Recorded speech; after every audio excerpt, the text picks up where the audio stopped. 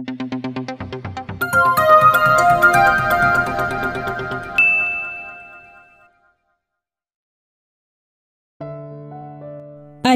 POV. Hindi talaga ako mapakali. Hindi maganda ang panaginip ko na yon. Kahit na sinasabi nila na kabaliktaran sa katotohanan ang isang panaginip, ay nababahala ako. Kaya pumasok ako sa pinagtuturuan ko na wala sa sarili. Teacher Alora, parang wala ka sa sarili mo, sambit ng kasamahan ko. Wala kasi akong maayos na tulog, sabi ko sa kanila. Pero parang iniba nila yun ng pagkakaintindi. Ikaw ba naman ang may asawa na hot at gwapo? Tsak nang wala ka talagang maayos na tulog. Tumawang saad nito. Umiling na lang ako.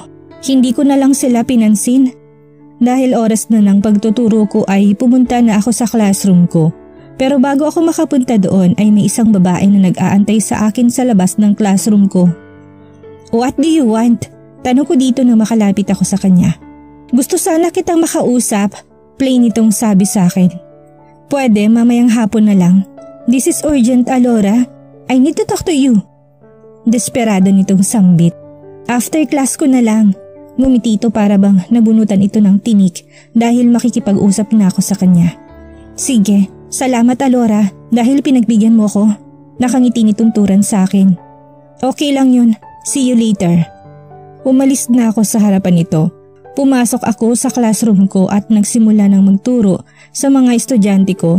Ilang oras ang ginugol ko sa pagtuturo at pinauwi ko na sila dahil hindi talaga maganda ang pakiramdam ko. Masyado akong distracted sa napanaginipan ko kaya maaga ko na lang silang pinauwi. Nasa classroom pa ako nang sumulpot si Kara. Hindi talaga ito nakapaghihintay kaya pumasok na to. Iginala nitong paningin sa classroom ko. Nice room! Nakangiting wika nito. Ano bang pag-uusapan natin? Tanong ko sa kanya. Lumapit sa akin at lumuhod para bang nagmamakaawa. Kumunot ang noo ko nang tumingala ito sa akin at may luha sa mga mata. Please, Alora, pakiusapan mo si Nathaniel na panagutan niya ang bata. Nagulat ako sa sinabi ni Kara. Hindi agad ako nakapagsalita. Biglang bumilis ang tibok ng puso ko dahil sa narinig ko. Please, pagmamakaawa nito sa akin. Naging malamig ang tingin ko dito. Dapat siyang sinabihan ko dyan at hindi ako. Hindi ko alam kung anong nararamdaman ko ngayon. Nasasaktan ako na hindi ko alam. Gusto kong umiyak pero hindi ko magawa. Sinabihan ko na siya. Kaso ayaw niya. Ayaw niyang panagutan ng bata. Tumayo ako. Hindi ko nakasalanan yun. Malamig kong sambit sa kanya. Please, Alora. For my child. She need a father.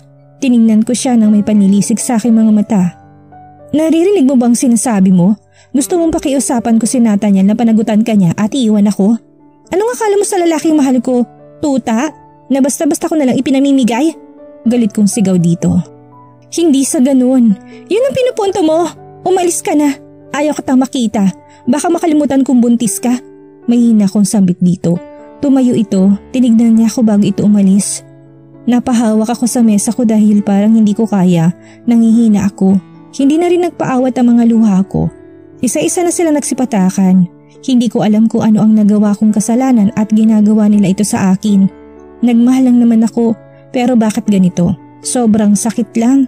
Dahil ang lalaking mahal ko ay niloloko pala ako. Nasa ganoong ayos ako nang bumungad sa akin si Nathaniel. Nasa mukha nito ang pag-aalala. Hinihingal din ito para bang tumatakbo ito ng ilang kilometro. Hindi ko na pinahiran ang luha ko dahil alam ko na alam na nito na sinabi na sa akin ni Kara ang isang kasalanan nito. Lumapit ito sa akin. Nakaupo ako ngayon sa upuan ko at lumuhod ito sa aking harapan. Babe, tawag nito sa akin. Kailan mo pa ako niloloko? Tanong ko sa kanya. Hindi maawat-awat ang mga luha ko. Kusa itong pumapatak. Kahit kailan hindi kita niloko. Hindi ko alam kung paano nangyari na nabuntis ko siya. Wala namang nangyayari sa amin. Paliwanag ni Nathaniel sa akin. Huwag mong bilugin ang ulo ko, Nathaniel. Hindi ako pinanganak kahapon para hindi ko maintindihan ang ginawa niyo. Ano yun, nagtinginan lang kayo? Tapos nabuo ng bata? All this time, akala ko faithful ka sa akin na ako lang ang mahal mo. Hindi pala? Isa-isang nagsipatakang muli ang mga luha ko. Yumakap ito sa akin. Hinayaan ko na lamang ito. Ayaw kong paniwalaan ang mga sinasabi ni Kara, but Nathaniel confirmed it. Nasasaktan ako dahil akala ko ako lang ang babae sa buhay nito, hindi pala. I swear, walang nangyari sa amin ni Kara. I am not the father of her child. Pero gusto niyang ipaako sa akin ng bata. Sinabi ko na lang na pananagutan kong bata at susustentuhan kahit hindi ako sure na akin talagang batang yun para manahimik na to. Pero ayaw niya. Gusto niya na pakasalan ko siya at iiwan kita. Mas lalong nagsituluan ang mga luha ko dahil sa narinig ko, ayaw mag-sink in sa akin ang lahat. Pero ayaw kong iwan ka. Mahal kita. Ikaw lang. Tumingala ito sa akin. Nakita ko sa mga mata ni Nathaniel ang isang luhang umagos sa mga mata nito. Panagutan mo siya, pati ang bata, Nathaniel. Her child need a father. Kahit na hindi ko gusto at kailangan ko magdesisyon. Ayaw ko maging makasarili. May batang involved kaya kailangan kong isakripisyo ang pagsasama naming dalawa. No, hindi ako papayag. Huwag mo kong iwan, please. Pagmamakaawa nito sa akin, umiling ako. Mahal kita, alam mo yan. Pero may batang involved, Nathaniel. Kailangan niya ng isang ama at ikaw ang makakapagbigay nun sa kanya. Lumuluha kong sabi sa kanya, umiiling ito. Ayaw ko, ikaw ang mahal ko. Please, don't do this. I am sorry, Nathaniel. Tanging nasabi ko na lang dito. Tumayo ako at iniwan ko siya doon. Hindi na ako pumunta sa faculty namin. Pumunta ako sa labas ng gate at humara ng taxi. Hindi din ako pwede sa dati kong kondo. Dahil alam yun ni Nathaniel. Tinignan ko ang contact ko. I know she can help me. I dial her number. Hello? Sagot nito. Beatrice. Umiiyak ang tawag sa pangalan nito. What happened? Tanong nito sa akin. Please help me. Kailangan ko ng mauuwian. I need help. Humahagulol na ako. Please. Sige, pumunta ka na sa kondo ko. Alam mo naman yun, hindi ba? Antayin mo ako doon. Ibinaba ko na ang aking cellphone at pinatay yun. Dahil alam kong hindi ako titigilan ni Nathaniel. Tatawagan ako nito. Gusto ko muna mapag-isa at mag-isip. Ayaw ko muna na makita siya. At alam ko na si Beatrice Alvarez lamang ang makakatulong sa akin. She is my childhood best friend. Nagkahiwalay lamang kami na nagtungo sila ng kapatid nito sa ibang bansa para mag-aral. Nagpahatid ako sa kondo ni Beatrice. Dahil alam ko na ang kondo na yon ay hindi na ako nahirapang hanapin yon. Dahil hindi ko alam ang passcode ng kondo nito ay naghintay muna ako ng ilang minuto. Dumating si Beatrice. Agad ko siyang niyakap na makalapit ito sa akin. Umiyak ako sa bisig nito. Talagang inilabas ko lahat ng hinanakit ko. Shh, tahan na. Hindi makakabuti yan sa'yo. Halika, pumasok muna tayo. Sa loob tayo mag-usap. Humiwalay ako sa kanya para buksan itong kondo nito. Come. Iginiyan niya ako sa sofa at doon ay nakayuko lamang ako. Humahangos at hindi maawat-awat ang aking mga luha. Here is the water. Drink it. Baka maubusan ka ng tubig sa katawan. Kinuha kong tubig na nasa baso at ininom ko yon. Guminhawa ang pakaramdam ko. Pero hindi nawala ang sakit na nararamdaman ko. What happened, Alora? Tanong nito sa akin. I don't know. Ang alam ko lang ay kailangan ko makapag-isip. Nathaniel cheat on me. O baka hindi ko na alam ang gagawin ko, Beatrice. Gulong-gulo ako. Kara happened. She said na buntis daw siya ni Nathaniel. But Nathaniel deny it. Kailangan kong huminga. Kailangan kong mag-isip. Napabuntong hininga ito. Ang hirap naman ng sitwasyon mo. Siguro kailangan niyo ding dalawa ng space. Kaya tutulungan kitang magtago. Pero hindi habang buhay. You need to face the reality, Alora. Sabi nito sa akin. Thank you, Beatrice. Sobrang thankful ako sa iyo. Dahil kahit kailan ay hindi mo ko binigo. Ngiting sambit ko dito. Kahit na hindi umabot sa aking mga mata ang aking ngiti. Magpahinga ka na, namamaga ng mga mata mo. Magluluto lang ako ng pananghalian natin. Sabi nito sa akin. Tango lamang ang tangi kong naisagot. Pumasok ako sa isang kwarto doon. Humiga ako sa kama. Napabuntong hininga na lang ako dahil siguro sa wala akong maayos na tulog at kakaiyak ay nakatulog ako. Nathaniel's POV. Hindi ko alam ang gagawin ko. Hindi ko mahanap si Alora. Alam ko sobrang nasaktan ng babaeng mahal ko at alam ko yun. Kasalanan ko to kung sana'y sinabi ko kay Alora. Hindi sana aabot sa ganito. Kaso naunahan ako ng takot. Takot na baka iwan ako ni Alora. Takot na baka mawala ng tuluyan sa akin ang babaeng mahal ko. Nasaan ka na, Alora? Kausap ko sa aking sarili. Hinanap ko siya kahit saan. Napuntahan ko na din ang kondo nito. Kaso walang bakas nito doon. Umuwi ako sa bahay pero walang Alora ang nandoon. Isang babae ang naghihintay doon at galit ko tong tinignan. Ano pang kailangan mo? Galit kong tanong sa kanya. She ruined everything. Hindi ito nakinig sa akin. Ikaw, Nathaniel. I need you. Our child need you. Gate nito. Tumawa ako. Nakapamewang. Hindi ka pa ba nakontento? Nasira mo na kami ni Alora. Ngayon ay hindi ko siya mahanap. Lumiwanag ang mukha nito. Much better. Buti naman at naaawa si Alora sa anak natin. Nakangiti nitong sambit. At talagang natutuwa ka pa? Akala mo siguro kahit iwan ako ni Alora ay pananagutan na kita? Hindi, Kara. Ang bata lang ang pananagutan ko't hindi ka kasama. Galit kong sambit sa kanya. Hindi pwede, Nathaniel. May anak tayo. Kailangan kita at ng anak natin. Kailangan niya ng ama. Sige, magpapakaama ako sa bata. Pero hindi ako magiging asawa mo. Galit kong turan dito.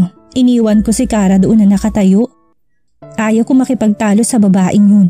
Dahil baka hindi ko mapigilan ang sarili ko't masaktan ko siya. Pumasok ako sa bahay. Sobrang tahimik ng bahay. Hindi nga umuwi si Alora dito. Hindi ko nakita ang bakas nito. Umupo ako sa sofa. Isinandal kong likod ko sa sandalan ng sofa. Hindi ko alam kung saan ako mag-uumpisa sa paghahanap kay Alora. Gusto kong panghinaan ng loob. Gusto kong saktan ang sarili ko.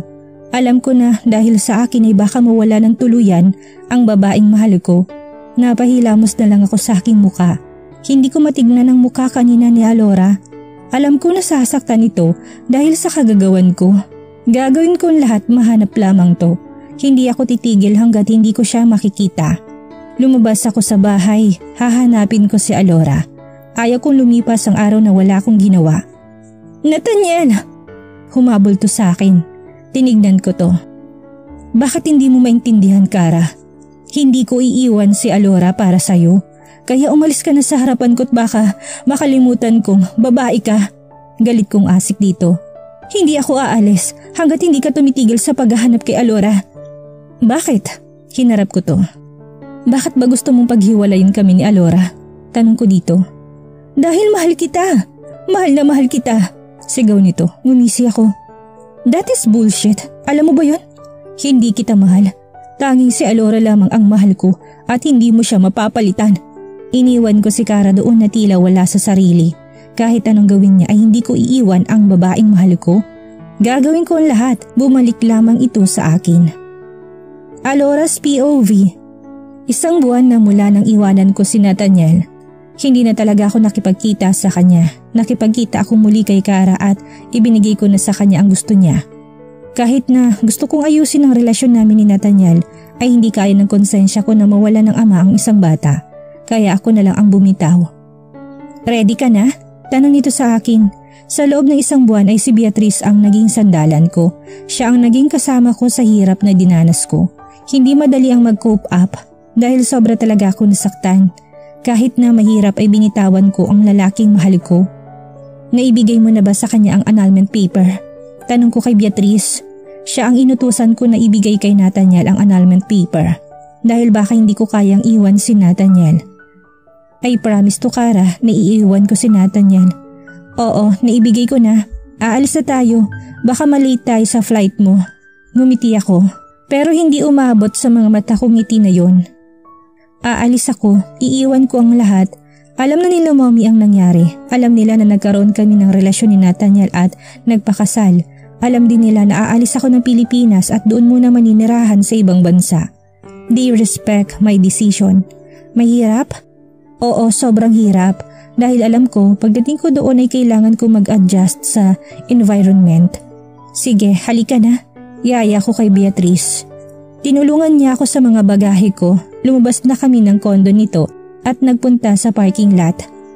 Sa ilang buwan kong pananatili sa kondo ni Beatrice ay mas nakilala ko ito mabuti. Hindi ako iniwan ni Beatrice sa gitna ng pagluluksa ko. Iniluluksa kong pagkawala ng lalaking mahal ko. Alam ko magiging masaya na to. Alam ko na magiging mabuting ama si Nathaniel sa magiging anak nito. Nakita namin ni Beatrice ang isang lalaki na sobrang pamilyar na sa akin. Ilang beses na din itong nagpupunta sa kondo ni Beatrice. I know Damian. He is the husband of Beatrice. Hindi ko naman alam na may asawa na pala si Beatrice. Pero masaya ako dahil may makakasama ng best friend ko. Salamat Damian. Hinging pasasalamat ko dito. Hindi ka na sana nagpunta dito Damian. Kaya ko naman na ihatid si Alora sa airport na mag-isa. Galit na sambit ni Beatrice. Hindi talaga sila in a good term. Sa tuwing nakikita sila'y palagi silang nag-aaway. Pero nauuwi naman sa lovemaking. Hindi ko alam kung ano ang klaseng utak meron si Beatrice. Alam ko ding mahal nito si Damian. Pero masyado nasaktan si Beatrice nang iwan siya ni Damian. Sa gitna ng sobrang niyang kailangan ang lalaki. Tama na nga yung bangayan niyo dahil baka malate na ako. Puna ako sa kanilang bangayan. Mamaya ka sa akin. Banta ni Beatrice kay Damian. Ngumisi lang ang huli. I'm scared. Pumasok na si Beatrice sa loob ng kotse ni Damian. Sa harap ka Beatrice. Huwag mo kong gawing driver. Utos dito kay Beatrice. Manigas ka dyan. Hindi ako lilipat. Giit nito. Okay, hindi tayo aalis. At hindi makakaalis si Alora patungong ibang bansa. Umiling na lang ako. Ang hilig talaga ni Damian na inisin si Beatrice. Nagpapadyak na bumaba si Beatrice at lumipat sa front seat. Inis nitong sinarado ang pinto ng kotse ni Damian. Nag-cross arm ito at galit na nakatingin sa lalaki. Tinawanan lamang ito ni Damian. Mamaya ka lang sa akin. Okay, ngiting saad ni Damian. At alam ko kung saan na naman mapupuntang bangay nila mamaya. Ilang beses ko na silang nakita na nagtatalik sa sofa after nilang magbangayan. Umalis na kami sa parking lot. Nalulungkot ako dahil iiwan ko mga taong mahal ko. Kailangan kong umalis to heal. Gusto ko maghihilom ang sugat na dinulot nila sa akin. Pinaglaruan ko ang aking mga kamay dahil ilang minuto na lang ay aalis na ako. Hindi ko na makikita ang bansa na sinilangan ko. Hindi ko gustong gawin ito. Hindi ko gustong umalis pero alam ko hahabulin at hahabulin ako ni Nathaniel. Alam kong mahanap niya ako. Sa isang buwan kong pagtatago at nakailang beses na din niya akong nahanap. Pero sadyang magaling lang yata ako magtago dahil nakikita ko kaagad siya bago niya ako makita. Kinapa kong impis kong tiyan. Alam ko na balang araw ay maiintindihan ng magiging anak ko kung bakit iniwan ko ang ama nila. Yes, I am pregnant. Huli ko nang nalaman na buntis ako. Nakapag-usap na kami ni Kara and I keep my words. May isang salita ako. Kung hindi lang ako nahimatay ay baka hanggang ngayon ay hindi ko pa alam na buntis na pala ako. 3 buwan na ang bata na nasa sinapupunan ko. Masaya ako dahil magkakaroon kami ng anak ni Nathaniel. Pero nalulungkot din ako dahil hindi kami kumpleto. Kahit ganun ay pupunuin ko ng pagmamahal ang magiging anak ko. Hindi ko ipaparamdam sa kanya na kulang siya at wala siyang ama. Tayong 2 lamang anak, hindi kita pababayaan, bulong ko. Kinakausap ko to kahit na alam ko na hindi niya ako maririnig. Take care of yourself, Alora, lalo na't may umaasa sa'yo. Huwag ka na magtrabaho doon. Your family is willing to help you. Alam ko yun. Handa naman tumulong sila mami. May ipon naman ako pero kailangan kong makapagtapos. Siguro pagkapanganak ko na lang ako magpapatuloy sa pag-aaral. Mabuti na lang at natapos kong intern ko. Hindi na ako mag-i-intern sa pagbabalik ko sa pag-aaral. Mag-iingat ka din doon. Hindi kasi kita masasamahan dahil may kailangan akong ayusin dito. Susunod na lang ako. Don't worry, dadalawin kita. Ngiti nitong sambit sa akin. Hindi nga ako nagkamali na siya agad ang nilapitan ko dahil alam ko na matutulungan talaga niya ako. Oo naman, lalo na't may umaasa sa akin na buhay. Sabi ko dito, hinimas kong impis kong tiyan, hindi na ako makapaghintay na masilayan sila. Basta mag-ingat ka doon. Kung may problema, huwag ka mag-atubili na tawagan agad ako. Oo naman. Nakarating na kami sa airport. Nandun na din sila mommy at daddy. Nandun sila Susie. Nagigilty ako dahil hindi sila nilapitan ko nang magkagipitan na. Alam ko din kasi na sa kanila ko hahanapin ni Nathaniel. Kaya hindi ako sa kanila lumapit. Ayaw ko maipit sila sa sitwasyon. Bumaba ako sa kotse ni Damian at agad na lumapit kina mommy. Niyakap ko to. Mag-iingat ka doon ha. Tawagan mo kami pagdating mo doon. May nakita kong luha sa mga mata ni mommy. Alam ko na labag din sa loob nila ni daddy na paalisin ako. Pero gusto kong umalis. Kaya wala silang nagagawa. Sa halip ay hinayaan lamang nila ako. Dahil yun din ang gusto ko. Oo naman mami. Tatawag agad ako. Niyakap nila akong dalawa ni Daddy. Hindi na napigilan ni Mommy ang umiyak dahil itong unang beses na mawawalay ako sa kanila. Pumunta ako sa gawin nila, Susie. Hindi ito ngumingiti. Alam kong galit ito sa akin dahil hindi ako humingi ng tulong dito. Kinuha kong kamay nito. I am sorry. Ayaw ko lang na maipit kayo sa isang sitwasyon. Alam ko kasing hahanapin ako ni Nathaniel at sa inyo siya mag-uumpisa. Gusto ko lang talagang mag-isip ng mga panahon na yon at nakapag-isip ako na dapat ko siyang iwan dahil may batang involved. Umiwas ito ng tingin sa akin. Hindi niya ako matignan. Alam kong galit ka sa akin. Sana'y maintindihan mo ako, Susie. Salamat at sa huling pagkakataon ay nakita ko kayo. Tumingin din ako kay Jan na ngayon ay umiiyak na. Inaalo to ni Carlo. Ang unfair mo lang kasi. Hindi mo man lang kami sinabihan na nasasaktan ka na pala. Mag-isa kang lumalaban sa sakit na nararamdaman mo at ngayon aalis ka? You're so unfair. Nakita ko mga luha sa mga mata nito. I know and I'm sorry about that. Sorry talaga. Hindi ko na napigilan ang lumuha dahil alam ko na sobrang hirap para sa kanila ang sitwasyon ko. Nagpapasalamat ako dahil nakatagpo ako ng mga kaibigan na gaya nila. Nilapitan ako ni Jan at niyakap. Humagulhol na ito, niyakap na din ako ni Susie. Nag-iyakan kami sa hallway ng airport. At dito na po nagtatapos ang kabanata ng ating kwento at sana'y muli niyo po akong samahan sa mga susunod pang kabanata. Maraming salamat po at ingat po tayong lahat.